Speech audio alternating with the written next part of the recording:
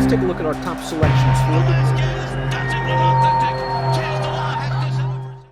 Hi everybody, Dan Illman here, taking a look at the first of two stakes races at Del Mar on Sunday. Let's throw up the field for race number 7, kicking off the 50-cent late pick 4 with the $80,000 Daisycutter Handicap for fillies and mares going 5/8 of a mile on the turf. It's a very competitive group. The speed likely to come down from the inside. The one is Bulletproof One, and as we take a look at the Timeform US Pace Projector, she's expected to be in front after the first quarter mile, and that's her game. She's very, very fast, and she's very, very talented. She's won her last 4 starts on turf and or synthetic, her last 2 races on turf with 96 Beyer speed figures, including this race, her most recent start, the Unzip Me at Santa Anita, going 5.5 furlongs, and there's really nothing to see here. This is Bulletproof One at her best. She was able to get to the front, carved out a sub-44 half-mile split, and kept on rolling. The key for Bulletproof One in this race is the layoff. We haven't seen her since the Unzip Me. She has not raced in 302 days,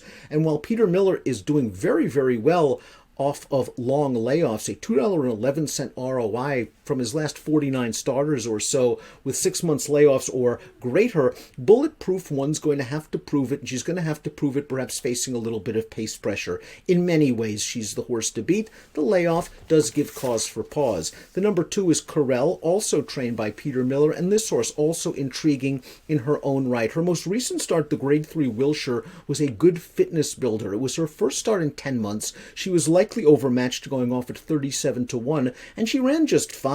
The horse that finished directly in front of her came back to win the Osanitas at Del Mar with an 86 Beyer speed figure. Corel is now cutting back to her best distance. She is really a turf sprinter at heart. With that last race giving her plenty of fitness, I would expect Corel to come with a strong late run, especially if the pace is fast. The number 3 is Gypsy Spirit, a stakes winner sprinting on the turf at Golden Gate Fields 2 starts back. She pulled off a 30-1 upset that day. Now, maybe, just maybe, she was exposed last time out in the Grade 2 Monrovia. We're facing some of these horses where she sort of finished an even 5th. Maybe she showed that she's not up to being a stakes horse in Southern California just yet, but Gypsy Spirit's the kind of filly where give her some pace, she's going to come with a late run. Just not sure she has the best kick of the late closers. The number 4 is Constantia, going out for trainer John Sadler, and we're going to watch the Monrovia right now. Constantia is going to finish second, and keep in mind that the winner of this race, Venetian Harbor, is an exceptional filly. Constantia really didn't have a chance against the returning Venetian Harbor. She ran fine to be second, finishing ahead of 3 of these. I don't love the horses that Constantia finished ahead of, but it was a good start in her second race back, and 2 back she earned a 93 Beyer speed figure, beating Superstition, who's also in this field. She's another filly that needs a little bit of hitting up front. She likes to come from off of the pace, and turning back in distance is a little bit of a question mark. She's good at 6. She's good at 6.5. Will she be able to handle the sharp 5? Superstition is up next. She is the 5-2 morning line favorite for the dangerous team of Pratt and Mandela. She was 3rd in the video we just showed you, the Monrovia. She was up close to the pace that day and tired.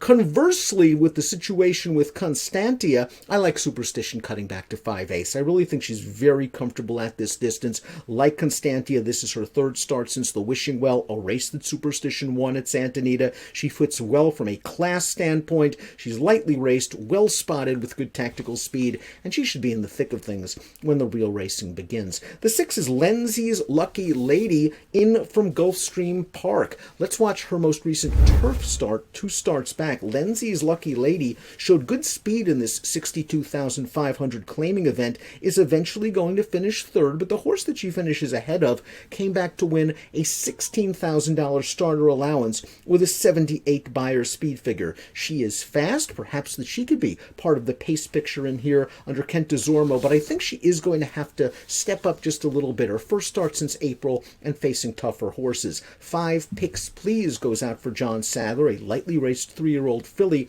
She was 3rd last time out. I couldn't find the excuse other than it was her first start off of a little bit of a layoff, but now she's she's going to have to deal with a 2.5-month layoff again. I wonder if she's in a little bit tough. I do respect her speed. She has good speed, and maybe she's the one to go after Bulletproof One in the early portion of this race. Never for Money is up next for trainer Andy Mathis. She is 3 for 6 lifetime. She ran in the Monrovia. She ran 4th. She got into a little bit of traffic. I don't think it cost her that much, but she's now paired up by her tops in her last 2 races, and that often is an indicator of a forward move in the 3rd start of the form cycle. And this is her 3rd start of a significant layoff since Halloween.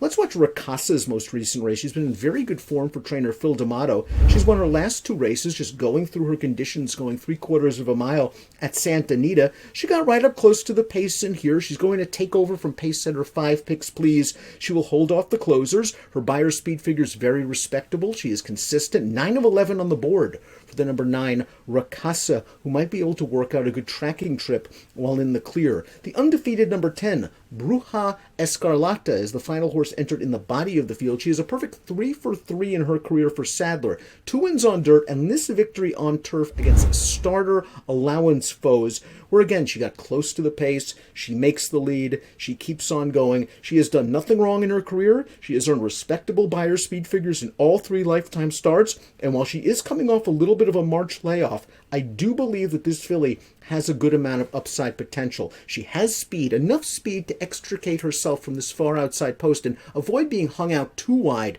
going into the turn. We take a look at my top picks for the Daisycutter, and I'm hoping Bruja Escarlata will handle the rise in class. We'll find out how good she is in here. Daisycutter 1 is the horse to beat. I'm a little bit concerned about the layoff. I think Ricasa is going to run very well. 10-1-9-7 for me in the Daisycutter, the first of 2 stakes at Del Mar on Sunday. Best of luck.